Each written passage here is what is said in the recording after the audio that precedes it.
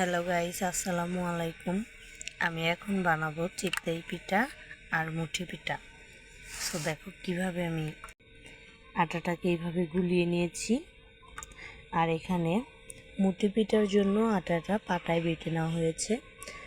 এদিকে আমি চুলায় খোলা উঠিয়ে দিয়েছি। সন্ধ্যা হয়ে গেছে তো এর জন্য অন্ধকার দেখা যাচ্ছে, কিছুই করার নাই। সো পিঠা ভেঙে তারপরে দেখাচ্ছি। এবার আমি চুলায় জালটা ধরিয়ে নিচ্ছি। যেহেতু আমরা গ্রামে থাকি, মাটির চুলাতে রান্না করি, এর কারণে কিন্তু ম্যাক্সিমাম সময় আমরা চুলাতেই রান্না করে থাকি। সেটা এই দেখো দেওয়া মাত্রই কিন্তু আমার চুলাটা একদম দপদপ করে জ্বলে উঠেছে।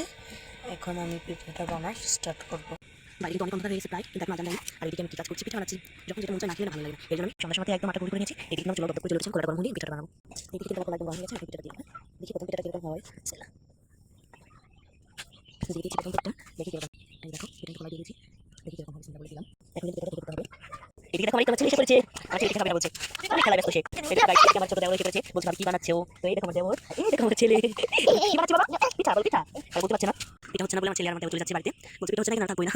আর এইদিকে আমার পিঠার কি অবস্থা চলো দেখি। এখন পিঠা কিচ্ছু হয়নি, সেদিকে দেখো আমাদের ইনশাআল্লাহ পিঠা ভালো হোক না হোক গাইস, বাড়িতেই খাবো, সেটা দেখা যাক কেমন হয়। বাড়িতে এত ভালো হবে না, মজা হলো আর খেতে মন চাইছে বলে বানিয়েছি, চেষ্টা করি। তবে এইদিকে চুলাই মাছের জন্য পোলাও চাল কিছু ভাত আর এদিকে দুধ চলে দিয়েছি। আমরা কিন্তু গ্রামের লোকেরা এইভাবেই খাই, একদম ঘষি দিয়ে রান্না করি গাইস। চুলাই একদম পোলাওটা মাছের হয়ে গেছে প্রায়, দুধ খাবো। আর এদিকে পিঠাটা হয়ে যাচ্ছে। আমরা কিন্তু গ্রামের মানুষ এইভাবে চুলাতে দিয়ে দুধ চাল দিই, এটা দুধটা সাধারণ জাল হয়। আমি ছেলে জন্য পোলাও রান্না করবো, তো পোলাও উপরে দিয়ে দিয়েছি, কিছুক্ষণের মধ্যে হয়ে যাবে। এই দেখো আমার পিঠাটা প্রায় হয়ে গেছে। এই দেখো আমার পিঠাটা হয়ে গেছে।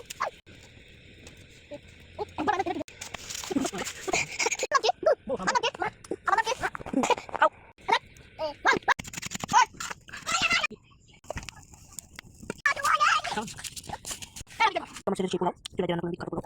এই মাছ ভাজা ছেলে খাবার একদম পিঠা খাচ্ছে, অনেক মজা। আমার ছেলেকে এখন মাছ দিয়ে পোলাও খাওয়াবো গাইস। দেখো পোলাওটা কত ইয়ামি হয়েছে।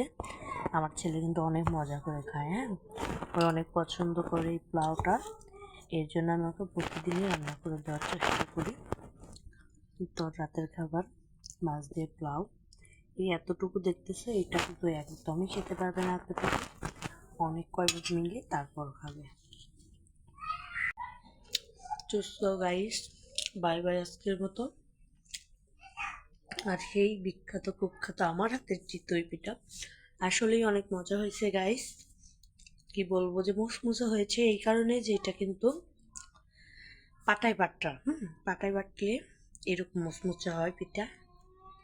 আর ভাঙানো গুড়ের কিন্তু এরকম এটা মুচমুচে হয় না, মজাও লাগে না। এটা কিন্তু বেশি মচমচে আর মজা। অনেক মজা।